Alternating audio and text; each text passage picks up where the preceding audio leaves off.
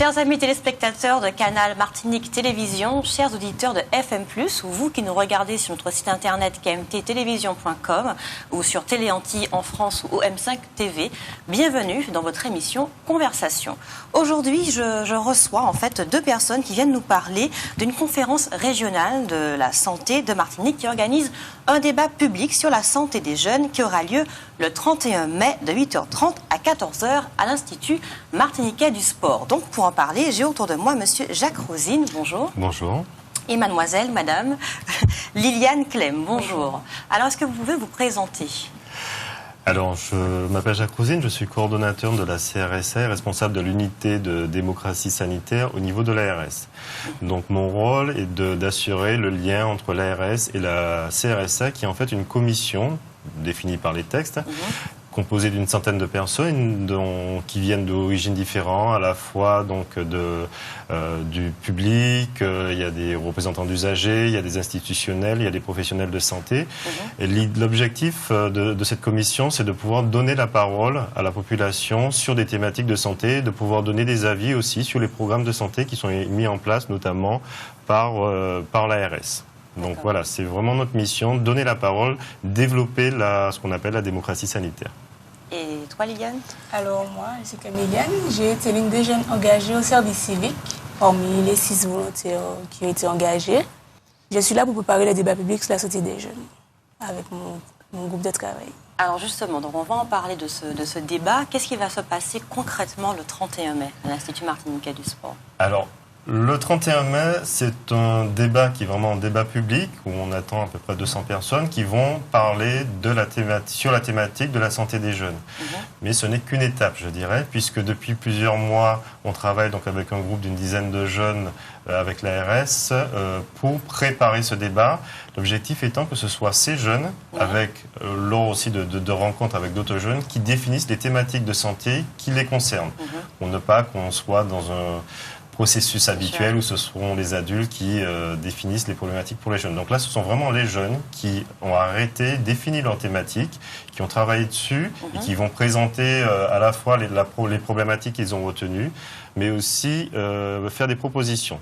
Le 31, donc avec la salle, on espère avoir beaucoup de jeunes dans la salle, c'est vraiment l'objectif. Les autres jeunes présents vont pouvoir débattre, échanger sur les thématiques qui ont été retenues. Alors justement, pourquoi avoir mis en place une telle initiative en fait ? Est-ce que c'est vraiment une réelle problématique chez les jeunes ? La santé des jeunes était une priorité.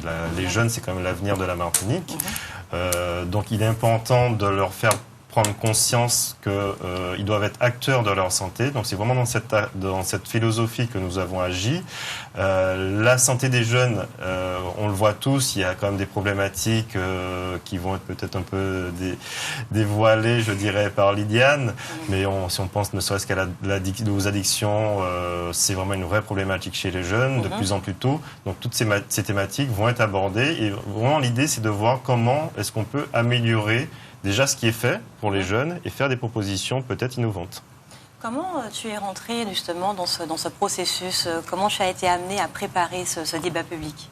Alors, comme je suis inscrite à la mission locale, ma conseillère m'a appelée et m'a dit qu'il y aurait eu un débat public monté sur la santé des jeunes.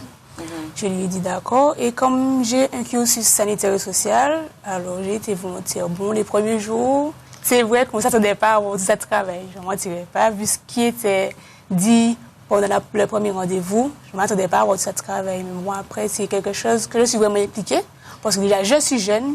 Et au niveau de la santé, je suis vraiment impliquée au niveau de la santé des jeunes. Et comment vous avez travaillé ensemble sur les thèmes ? Comment vous avez choisi les thèmes qui seront abordés justement le 31 mai ? Alors, il y a eu 2 séances de brainstorming. Une première avec des lycéens du CVL de différents lycées, Place d'Armes, Shellshare, Acajou et Trinité. On a déjà défini quelques thématiques. Il y a eu un deuxième brainstorming, excusez-moi, où là, on a réfléchi sur d'autres thématiques. On a mis les 2 brainstorming en commun et on a vu au final que c'est les mêmes thématiques qu'on veut définir pour le débat du 31. Et avant de travailler justement sur ce débat, est-ce que c'était un sujet qui te préoccupait personnellement ? Ça me préoccupait, oui, parce qu'au niveau de mes études au lycée, j'ai dû travailler sur différentes thématiques, des thématiques qu'on va aborder le 31 mai. J'ai travaillé sur des différentes thématiques, aller à la rencontre des jeunes. Alors, je me suis un peu retrouvée dans des choses que j'avais déjà fait, mais un peu plus approfondies cette fois. Monsieur Rosine, comment vont se dérouler concrètement les débats? À quoi doit-on s'attendre quand on va venir à l'Institut martiniquais du sport le 31? Alors, les jeunes vont faire une présentation parce qu'on les met vraiment en avant. Donc, c'est eux qui vont présenter les thématiques. Donc, il y a 5 thématiques qui ont été retenues. Oui, on nous a bien précisé. On ne va pas dévoiler. On laisse la surprise pour le 31. On laisse la surprise. Ils vont présenter ces thématiques. Et ce qu'on souhaite vraiment, c'est qu'il y ait un échange avec les autres jeunes qui sont présents dans la salle, mais aussi avec les professionnels, pour que ces professionnels entendent la parole de ces jeunes, entendent les réactions du public. C'est vraiment ce qu'on appelle un débat public. C'est moins formel que ce qu'on a l'habitude de voir avec un séminaire où on a des experts qui viennent présenter des thématiques. Non, c'est pas du tout ça l'objectif. L'objectif, c'est de donner la parole au public. Les jeunes nous disent souvent, vous faites des choses pour nous, mais on ne nous interroge pas. Donc là, on leur dit, bon, voilà, vous avez la parole, prenez-la, venez vous exprimer. Il n'y a pas du tout de bonnes ou mauvaises propositions. On entend tout et après, on va pouvoir faire une synthèse de tout ce qui sera fait pour justement, donc comme je disais tout à l'heure, le débat n'est qu'une étape puisque après, on mettra en place avec la CRSA une commission spécialisée jeunes qui tout au long de l'année, déjà en 2016 mais les années suivantes, va pouvoir se réunir régulièrement et débattre sur des thématiques soit qui ont été abordées lors du débat, mais aussi des thématiques que d'autres jeunes auront mises en avant. Donc c'est vraiment pouvoir tout au long de l'année laisser les jeunes s'exprimer sur les thématiques et sur les propositions, par exemple les axes de prévention qui sont faits pour eux.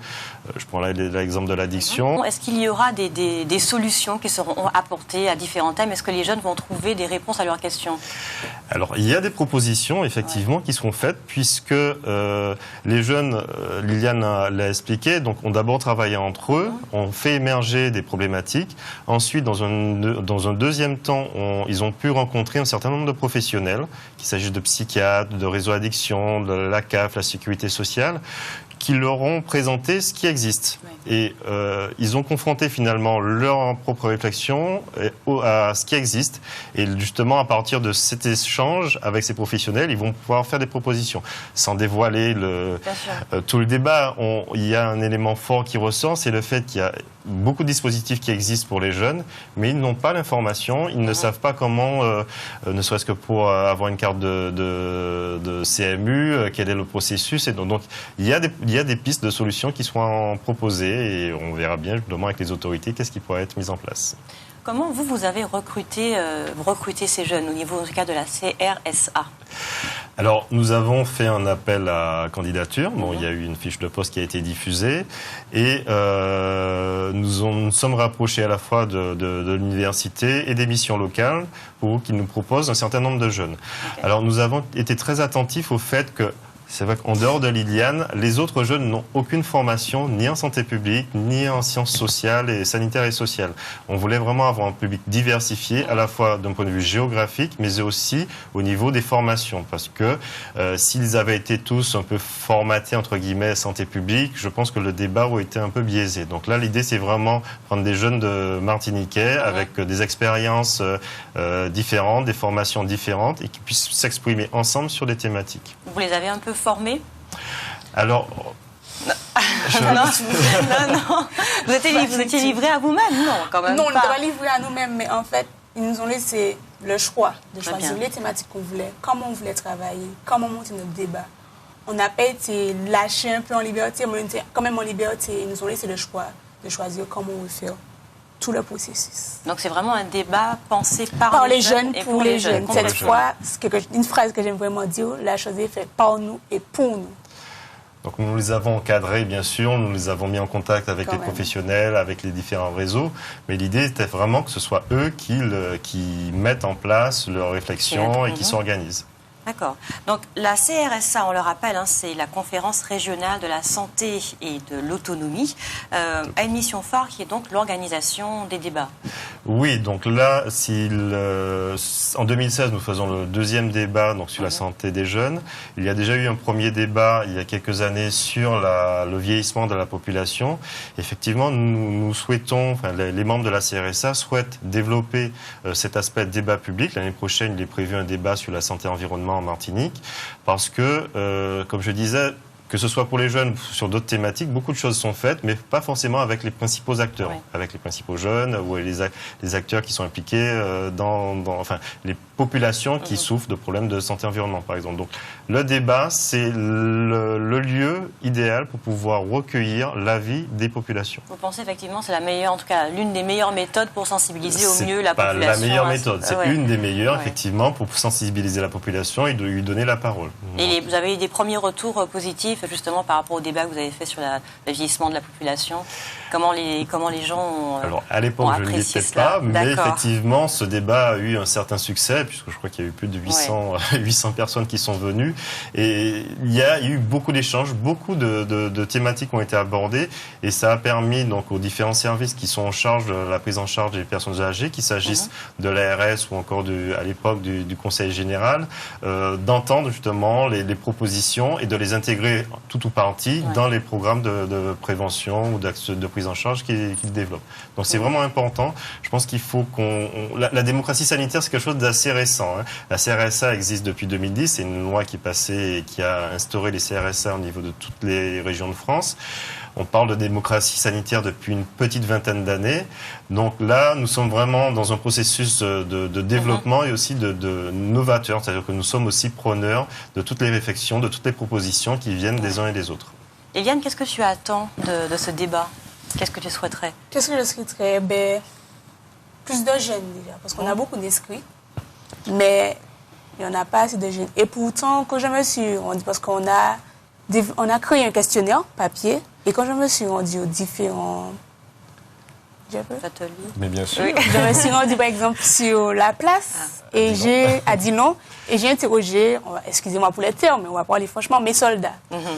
Et en les interrogeant, ils m'ont dit, mais pourquoi c'est la première fois? Pourquoi il faut attendre que ce soit 3 qui viennent vers nous? On aurait aimé qu'il y ait plus, par exemple, de professionnels qui viennent nous expliquer comment faire les choses. Pourquoi il faut attendre que ce soit une jeune qui vient le faire? Pourquoi les adultes ne viennent pas vers nous? On ne va pas les agresser. C'est clair.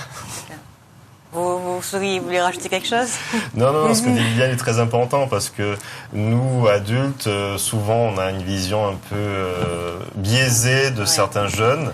Et Liliane nous en a montré l'exemple tout à fait opposé, puisque Liliane vient de Dillon, où avec un certain nombre de ses amis, ils se sont vraiment impliqués, ils ont participé au questionnaire. Et je crois que c'est important que nous soyons en mesure, en capacité d'entendre, d'écouter ce que les jeunes ont à nous dire. Donc combien de jeunes participeront, animeront en tout cas ce débat public? Nous sommes à 10. 10. Donc il y a 10 jeunes effectivement qui vont animer le débat, qui vont échanger avec la salle, et je pense que dans le public on aura une centaine, un peu plus de 100 à 120 jeunes. Nous voulons avoir 100 jeunes. C'est vrai que nous invitons encore les personnes qui le souhaitent, en tout cas les jeunes de 16 à 25 ans qui le souhaitent, de s'inscrire sur le site de la CRSA, crsa-martinique.fr. Donc effectivement, on l'a dit, c'est un débat qui est pensé par les jeunes et fait par les jeunes, mais est-ce qu'il y aura d'autres personnes? Est-ce qu'il y aura un public un peu plus âgé à ce débat? Est-ce que c'est possible aussi? C'est vraiment exclusivement pour les jeunes? Non, c'est important que les jeunes soient là, effectivement, pour qu'ils puissent échanger, compléter leurs réflexions entre eux, mais il est aussi important que les professionnels, les différents acteurs, les institutions soient là aussi pour entendre. Répondre aussi sur certaines thématiques, puisque, comme je le disais tout à l'heure, il y a des choses qui sont faites en Martinique, qu'il s'agisse de l'addiction ou encore la nutrition, mais on voit bien que l'information ne passe pas forcément. Elle passe ou encore très mal vis-à-vis des jeunes. Donc les personnes qui seront là, les professionnels qui seront là, pourront directement échanger avec ces jeunes et débattre sur des propositions qui vont être présentées. Il y a quelques propositions qui ont déjà été mises en place. Selon vous, justement, qu'est-ce qui fait que ça ne passe pas auprès des jeunes, que ça passe difficilement? Liliane. Mais il y a le manque d'information. Bon, c'est vrai que parfois on est fainéant, on n'a pas envie d'aller chercher les informations. Mais bien souvent, quand on veut, comme je reprends l'exemple de mes amis, ils disent non, quand ils veulent aller chercher l'information, soit on les accueille mal à l'accueil de certaines structures, ou encore quand ils vont sur le site internet, le site c'est en réparation. Mais non. Au bout d'un moment, on se dit, bon, comme c'est ça, on abandonne. Là, on va essayer, par rapport aux propositions qu'on a réfléchies, de faire de façon à ce que l'information arrive à nous. Bien encore, les préventions qui sont faites, mais que ce n'est pas cohérent par rapport à ce que nous, on veut voir. Comme exemple, la nutrition, comme M. Godin a dit, comment dire, la prévention qui passe sur manger 5 fruits et légumes par jour. On ne comprend pas vraiment ce que ça veut dire. Ça, c'est un truc qu'on a dit dès le début, on ne comprend pas vraiment ce que ça veut dire. Et puis, ce n'est pas nos légumes à nous. On veut qu'il y ait des préventions, que nous, on puisse se projeter dans les préventions, mais aussi qu'on comprenne les préventions. Le mot santé, c'est un vaste mot. Alors, sans dévoiler non plus ce qu'il y aura, quels thèmes seront abordés, qu'est-ce que vous entendez, vous, par santé? Quand on vous a dit, voilà, il y aura un débat public sur la santé, vous avez pensé à quoi tout de suite? Eh bien, j'ai pensé au travail, ouais. À l'argent, à une maison, mais aussi aux problèmes qu'on peut avoir de tous les jours. Pas forcément sida, asthme, problème d'obésité. On a pensé à vraiment un tout. Non, ce qui nous a, enfin pas étonné, mais en tout cas ce qui nous a marqué, c'est le fait que certaines problématiques, viennent parler effectivement du sida, des IST de façon générale, ne sont pas les thématiques fortes vis-à-vis des jeunes. En tout cas, ce n'est pas une thématique qui ressort dans leur problématique au quotidien. Liliane a parlé tout à l'heure, quand on leur parle de santé, bien-être, ils pensent d'abord au travail. Ils pensent d'abord effectivement à ces aspects-là.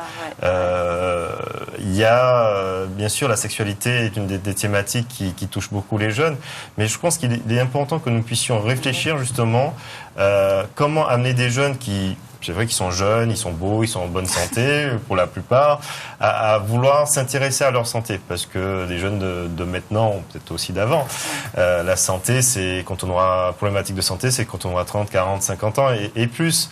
Là, ils sont en pleine santé, ils ont parfois des conduites que nous considérons à risque, qu'eux, ils ne voient pas du tout comme conduite à risque, mais qui ont potentiellement un impact sur leur santé. Donc, comment arriver à leur faire comprendre que ce qu'ils font sur tel ou tel aspect peut avoir un impact sur leur santé et ils peuvent être acteurs dès maintenant pour éviter d'avoir des problématiques un peu plus tard. Pour répondre sur ce que M. Rosine dit, nous, on pense avant au travail et à l'argent parce que maintenant, tout est cher. Pour aller chez le médecin, bon, à part ceux qui ont la carte vitale, même cela, c'est un gros problème chez nous. Mais pour aller chez le médecin, il faut avoir la carte vitale. S'il n'y a pas la carte vitale, il faut payer. Alors, on pense d'abord au travail et à l'argent. Ce qui, beaucoup de jeunes, le travail, c'est difficile à obtenir le travail. Alors, avant tout, on va penser au travail et à l'argent. Avant de penser à sida, IST, problème d'asthme, problème de dentiste, on va toujours penser avant à l'argent et au travail. Ça, c'est quelque chose qui est fort. Quels sont les objectifs principaux de ce débat? À quel moment vous diriez on a réussi? Alors, on aura réussi si effectivement on arrive à avoir des échanges et des propositions, je dirais, concrètes par rapport aux thématiques qui vont être abordées. Donc aussi, on aura réussi s'il y a beaucoup de jeunes qui viennent et échanger avec nous. Mais comme je disais, le débat n'est qu'une étape. C'est vraiment les réflexions, les propositions qui vont émerger et qui vont être poursuivies tout au long de l'année et dans les prochaines années, qui permettront d'améliorer les dispositifs. Si effectivement sur une des thématiques, je prends l'exemple de la sexualité, on arrive à mettre en place dans les 2-3 prochaines années une ou deux des propositions qui ont été faites par les jeunes, mais c'est très bien. Ce sera un succès. Déjà très bien. Alors déjà, on a je veux dire, un premier succès, entre guillemets, c'est parce qu'il y a la campagne sur la vaccination qui est en cours, qui est en train d'être préparée, qui va bientôt sortir. Et l'ARS a souhaité que les jeunes qui participent, qui organisent le débat, donnent leur avis, fassent des propositions sur cette campagne notamment, puisqu'il y a un axe qui est ciblé sur les jeunes. Donc c'est une première étape où on prend la peine, les autorités prennent la peine d'entendre et d'écouter les jeunes sur des propositions de prévention qu'ils mettent en place. Il a été facile de mettre en place justement ce débat. Ça a été assez fastidieux. Je parle au point de vue du CRSA, de l'ARS ou même avec les jeunes. Est-ce que la collaboration s'est faite assez rapidement ou ça a été assez compliqué? Non, je pense que il y a une volonté forte de la CRSA, de l'ARS dès le départ. Donc après, effectivement, il a fallu définir la stratégie. Donc on a pris le parti de recruter des jeunes qui allaient travailler vraiment sur cette problématique. Globalement, en tout cas, le groupe a été très soudé dès le départ. Pourtant, ils ne se connaissaient pas, ils venaient d'horizons différents. Et même si on a souhaité être le plus en retrait possible pour leur laisser vraiment la première place, il a fallu effectivement à certains moments les recadrer. Ce sont des jeunes, ils le reconnaissent, mais voilà, il faut les recadrer pour les remettre dans l'objectif du travail. Et concrètement, combien de temps il a fallu justement pour que tout ça soit... Alors, ils sont avec nous tous les jours, depuis le 1er mars. Depuis le 1er mars, ils sont avec nous tous les jours, en tout cas tous les matins. Je dirais que toute la première partie, durant le mois de mars, ils ont travaillé entre eux, ils ont développé le questionnaire, ils ont créé un site Facebook, parce qu'effectivement, c'est un des outils, un des réseaux qu'ils, ils utilisent, pas forcément nous. Ils ont créé un site Facebook, ils ont diffusé les informations via le site Facebook, ils ont fait des recherches quand même sur Internet sur les différentes thématiques qu'ils ont identifiées. Donc ça, c'était vraiment la première partie. Et donc ça a quand même duré 2-3 semaines, presque un bon mois, effectivement. Ouais. Vous êtes assidus de chez là, présent? Quasiment tous. Quasiment tous. Pas mentir, quasiment tous. Mais après, comment dire, on s'est entendu dès le début. Dès la première semaine, on s'est entendu. On arrivait à voir que même si on n'a pas les mêmes formations, qu'on vient d'un milieu différent, qu'au final, c'est les mêmes problèmes qui touchent tous les jeunes. Ouais. Tous les jeunes, vraiment, dès le premier jour, ça a été parfait. Oui, on a rencontré par exemple des élèves de l'école de l'EGC, l'école de commerce, qui avec des populations un peu différentes. Et finalement, on a eu 2 heures d'échange, 2 heures de débat, et ce sont les mêmes thématiques qui reviennent les mêmes problématiques, quel que soit, je dirais même quel que soit le niveau social. En fait, on est dans des thématiques qui touchent tous les jeunes en Martinique. Et quand vous dites jeunes, c'est de quel âge à quel âge? Jeune. Alors là, on a axé sur les 16-25 ans. Voilà. 16-25 ans. 16-25 ans, mais justement, les échanges qu'on a eus montrent que certaines actions de prévention doivent être commencées beaucoup plus tôt. Dès la maternelle. Ah oui. Presque la maternelle pour certaines problématiques. Wow. Presque, je dirais. Mais effectivement, ce qu'on commence... Il dit presque, mais c'est dès la maternelle. Après, il faut que le cerveau de l'enfant soit prêt à comprendre, à entendre. Mais certaines campagnes qui commencent au collège... Peut-être qu'il faudrait les commencer un peu plus tôt. Oui. C'est peut-être à réfléchir. Mais c'est à réfléchir et c'est quelque chose sur lequel on va mettre un axe parce qu'on a vu que beaucoup de prévention, en fait, que quand on arrive de la primaire, eh bien, en fait, on est déjà dedans. Ouais. On est déjà largement dedans. Alors, on se demande est-ce qu'il ne faut pas mettre depuis le primaire, même peut-être pas section des petits, mais section des grands, déjà initier le jeune à certaines préventions. Parce que parfois, quand il arrive de la primaire, il est déjà influencé par certaines choses qu'il va faire. Qu'il sera penché dans cette thématique sans trop dévoiler. Qu'est-ce que tu retires déjà de cette première expérience? Mais la bonne collaboration entre tous les jeunes, les différentes discussions qu'on a eues avec les autres jeunes, parce qu'il n'y a pas eu que nous, on est allé sur le terrain voir différents jeunes du sud, du centre, de lycée, de mission locale.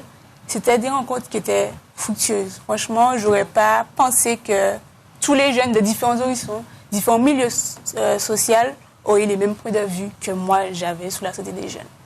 Et puis c'est vrai que je pense qu'en tout cas au niveau du groupe, on a réussi à leur faire prendre conscience que la santé, même chez un jeune, c'est quelque chose d'important, qu'il y a différentes façons de l'aborder, mais qu'ils doivent prendre en compte leurs problématiques. Tous ces jeunes qui vont en boîte de nuit le week-end et qui sortent parfois un peu... éméchés, on va dire. Bon, je pense qu'il y a eu quand même une prise de conscience. C'est vrai, parce que, comme pour rebondir sur ce que M. Rosine disait, j'étais une jeune qui sortait tous les week-ends, même tous les soirs. Ah, quand même. Oui, quand même. Et depuis mars, je le fais moins souvent. Je vais sortir, mais pas la semaine. La semaine, je vais rester concentrée sur ce que j'ai à faire. Ou même le week-end, je vais sortir, mais je vais modérer sur ma consommation, sur mes faits et gestes. Franchement, ça a eu un grand impact sur ma vie aussi, le travail que j'ai fait depuis mars. Et on compte beaucoup justement pour ce petit groupe, autour d'eux déjà, dans leur cercle, premier cercle, je dirais, de faire passer cette information, de discuter, d'échanger. Je pense que c'est ainsi aussi qu'on va pouvoir diffuser plus largement les messages, parce qu'un des éléments qui ressort assez fortement aussi, c'est la nécessité d'avoir des actions de proximité, quelle que soit la thématique. Les grandes campagnes médias, ça ne passe pas forcément. Donc c'est vraiment au niveau du terrain, au niveau des quartiers, que les messages peuvent passer. Donc il faut avoir des relais. Mais effectivement, il faut aussi avoir des moyens.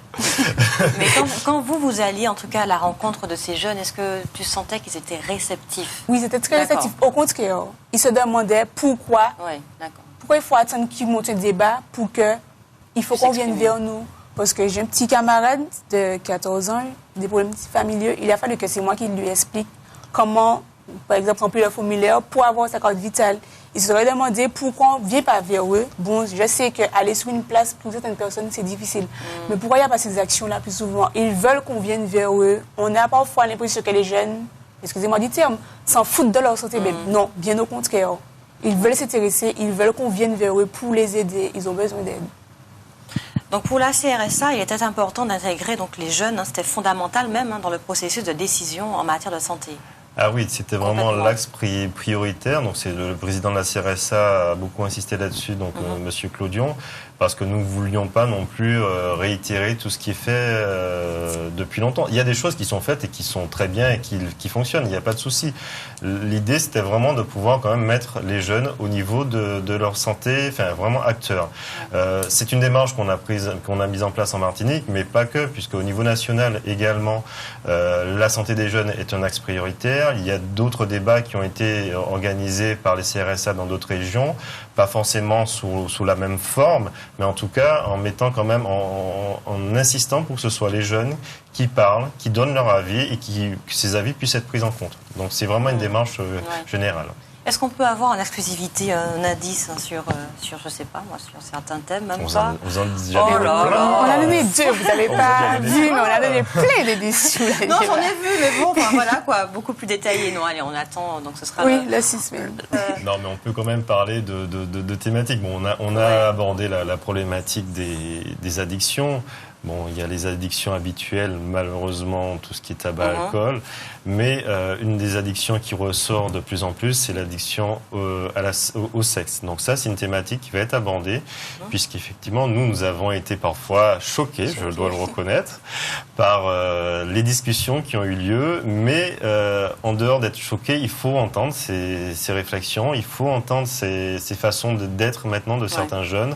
Pourquoi ils le font? Parce que s'ils ne le font pas comme ça, tout simplement par envie, hein, il y a des causes, il y a des conséquences. Donc là, c'est un thème qui va être effectivement abordé avec des professionnels psychiatres, pédopsychiatres qui seront aussi présents dans la salle. On a parlé aussi de nutrition. On a parlé aussi de nutrition. Vous êtes bien informés. Tout à fait. Ok, je ne vais pas entendre plus la perche.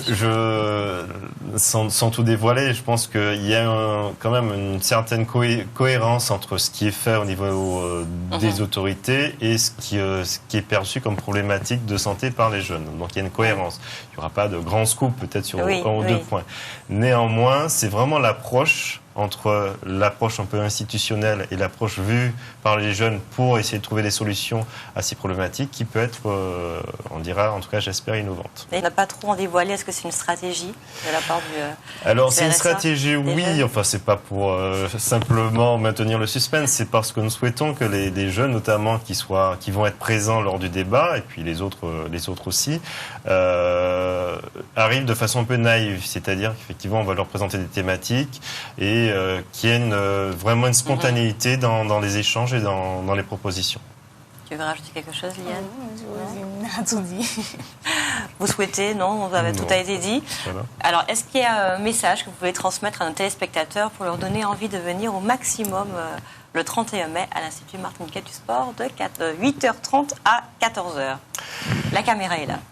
Je dirais, tu es jeune, tu as entre 16 et 25 ans, on te donne la possibilité de parler de ta santé, de t'exprimer sur tes préoccupations par rapport à ta santé, mais également à celle de tes proches, tes amis qui sont dans les mêmes tranches d'âge que toi. Donc viens le 31 à l'IMS et tu auras la possibilité donc de vraiment de t'exprimer et d'échanger. Mais pour une fois que les choses sont faites pour nous et avec nous, je vous invite tous à venir à l'IMS le mardi 31 de 8h à 14h.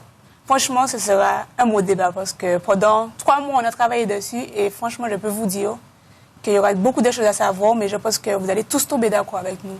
Venez vous informer le 31. Alors, il est important de rappeler effectivement qu'il faut quand même s'inscrire jusqu'au lundi matin, donc lundi matin 30, sur le site de la CRSA, donc www.crsa-martinique.fr. Y a-t-il un numéro de téléphone ou si on veut avoir plus d'informations, on va directement sur le site? Voilà, oui. il y a des contacts. Et puis il y a la page Facebook aussi, c'est Débat public sur la santé des jeunes. Allez voir, il y a beaucoup de choses, les activités qu'on a fait pendant tout le mois, il y a beaucoup de choses à voir. Je vous remercie beaucoup. Merci à vous de Je nous vous avoir souhaite reçus. un bon débat public. Merci. Je rappelle que vous êtes Monsieur Jacques Rosine, donc coordinateur de la CRSA, et que toi, mademoiselle, tu es Liliane Clem, l'une des jeunes qui a été recrutée pour participer et puis pour animer cette conférence, ce débat public sur la santé des jeunes. Merci beaucoup. Merci à vous. Chers amis téléspectateurs de Canal Martinique Télévision, chers auditeurs de FM+, j'espère que vous serez nombreux à venir découvrir et participer à ce débat public qui aura lieu donc le 31 mai à l'Institut Martiniquais du Sport de 8h30 à 14h. Soyez nombreux. Je vous souhaite une agréable soirée et je vous dis à bientôt dans une prochaine émission Conversation. Au revoir.